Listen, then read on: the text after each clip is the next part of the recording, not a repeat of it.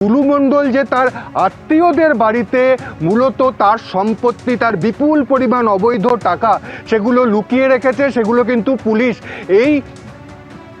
সেই বাড়ি, আমি আরেকবার দেখাবো, সেই বাড়িতে কোথাও লুকিয়ে রেখেছে নাকি সেটাই কিন্তু জানার জন্য পুলিশ তল্লাশি চালিয়েছে।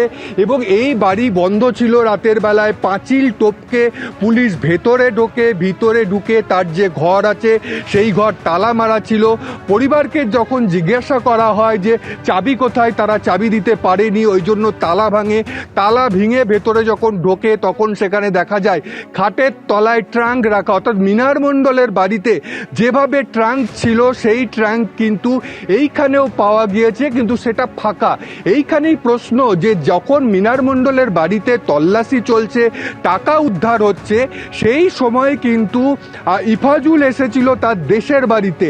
কেন হঠাৎ সেই সময় দেশের বাড়িতে এলো?